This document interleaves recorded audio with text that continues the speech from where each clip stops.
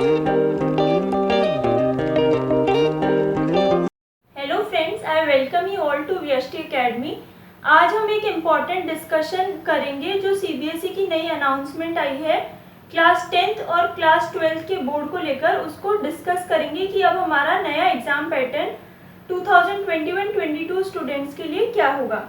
तो जो सीबीएसई ने अनाउंसमेंट की है उसमें बोला है कि हमारे टर्म 1 और टर्म 2 दो हमारे एग्ज़ाम होंगे। टर्म 1 हमारा होगा नवंबर दिसंबर में, और जो इसका सिलेबस होगा वो होगा 50%। और इसका सिलेबस आई होप कि जुलाई में ये रिलीज़ कर देंगे कि 50% सिलेबस में क्या क्या टॉपिक्स इंक्लूडेड होंगे। और इसका जो ड्यूरेशन होगा वो ड्यूरेशन होगा 90 मिनट्स का, मतलब कि 1.5 आवर का। जो एग्ज़ाम पैटर्न होगा वो एग्ज़ाम पैटर्न होगा एमसीक्यू, मल्टीपल चॉइस क्वेश्चन, और आपको जो आंसर्स हैं वो ओएमआर शीट में देने हैं। नेक्स्ट है, ये एग्ज़ाम कहाँ पे होगा?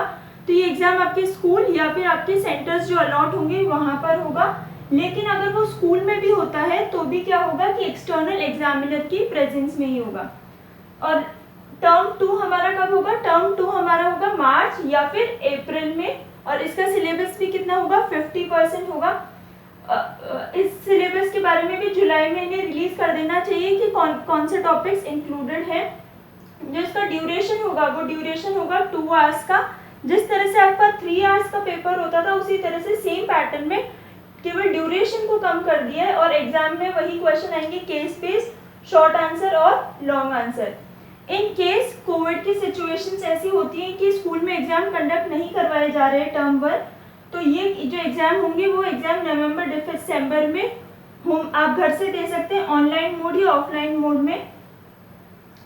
तो और अगर हमारी सिचुएशन टर्म 2 के टाइम सही नहीं होती तो उस टाइम भी हमारा क्या होगा? 90 मिनट्स का एमसीक्यू होगा। ये जो हमारा पैटर्न था वो पैटर्न नहीं होकर अब हमारा कौन सा पैटर्न होगा? 90 मिनट का एमसीक्यू पैटर्न होगा। अब अगर आपका टर्म 1 आप घर से देते हैं, टर्म 1 अगर आप घर से दे रहे हैं तो आपका जो वेटेज है वो टर्म 2 का बढ़ जाएगा और टर्म 1 का आपका वेटेज कम हो जाएगा।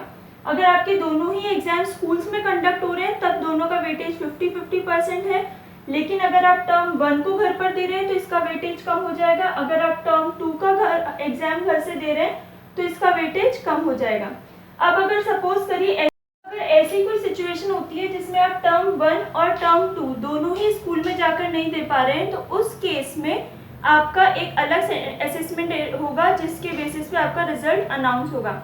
उसमें आपके जो यूनिट टेस्ट हैं उन यूनिट टेस्ट का भी वेटेज होगा। टर्म 1 और टर्म 2 जो आपने घर से दिए हैं उनका भी वेटेज होगा, और आपकी जो ओवरऑल परफॉर्मेंस रही है स्कूल में उसका भी वेटेज होगा।